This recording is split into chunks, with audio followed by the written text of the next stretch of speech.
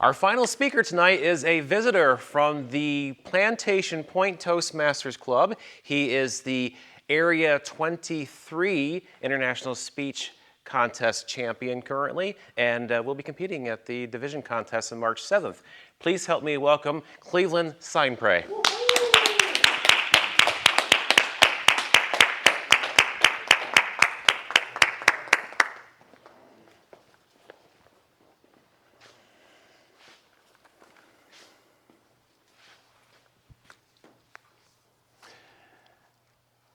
How many of us remember our first day of school?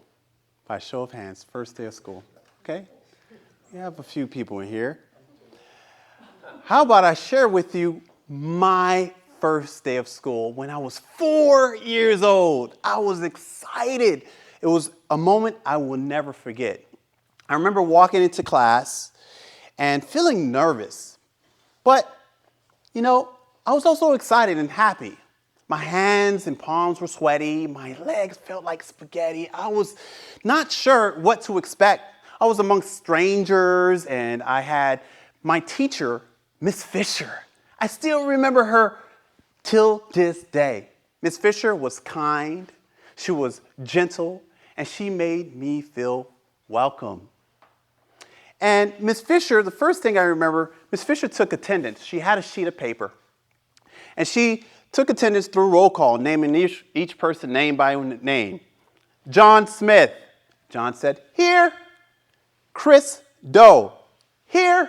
Went through the list of names, and something weird happened. She marked someone absent, but all the students she counted were there. So you know what she did? Being curious, she went desk to desk, and finally she came to this one kid. She leaned in and said, seems like I marked you absent. What is your name? And I said, Cleveland Sainpreux. Fellow Toastmasters and most welcome guests, my name is Cleveland Sainpreux, also known as Cleveland Sainpreux. You see, today I'm going to be sharing with you how feeling misunderstood doesn't disqualify your voice. I'm going to be sharing with you 3 points today on what that means. So let's dive right in. The first point. Well, misunderstood made me quiet. I was a quiet kid.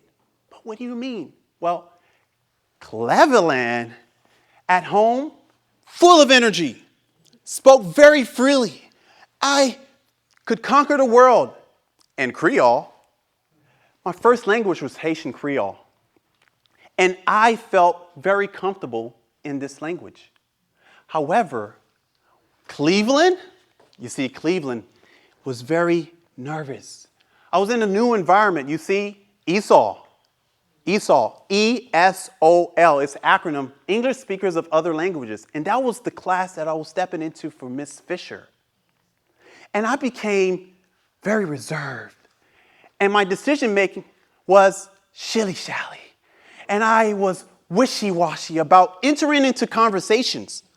And so I wasn't that same Cleveland Sainpreux who had a lot of fun. And no, something happened. I became reserved. So I sat in the back of the class, confused. Even though I wanted to partake in conversations, my mouth just wouldn't. I'd say, not today.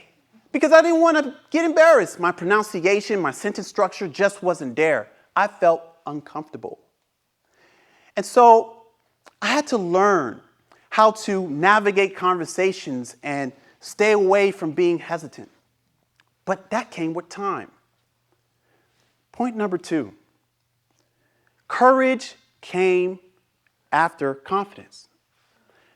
So you might say, Cleveland, courage and confidence is the same thing. I want to challenge you here. When it came to courage, I first had to speak first, even though I wasn't confident. That means be vulnerable. I had to be okay with being laughed at when my sentence structure, my pronunciations just weren't in the right sentence. So it took time. So for me, I knew courage had to come first. I had to climb and get over the threshold of fear. And eventually, who cared? Who cares if I couldn't pronounce the words properly anymore? I just wanted to get my message across. And so courage comes before confidence. You see, most of us who are here in Toastmasters, if you signed up for this moment, for this course, class, whatever we may consider it, it's because we are tired of feeling anxiety.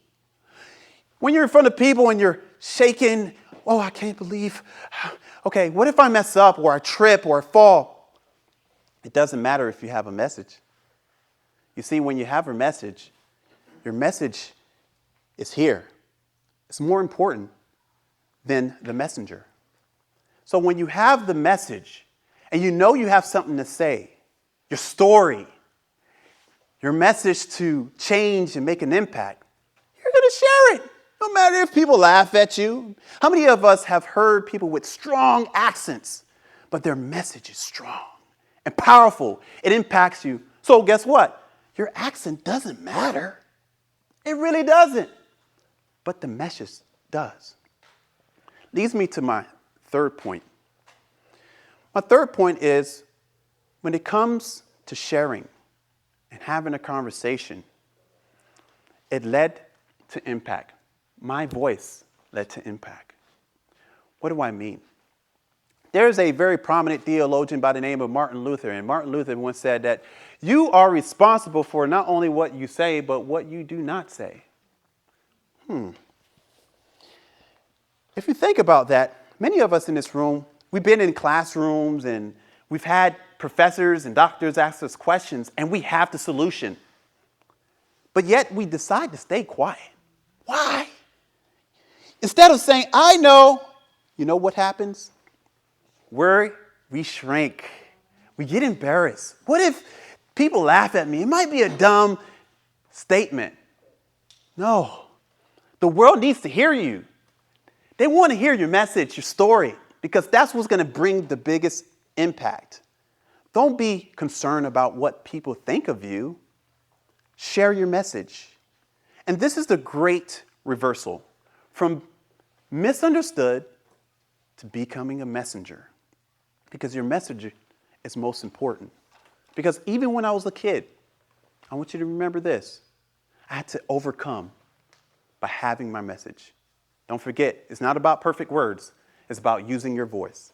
Back to you, Toastmaster of the Day.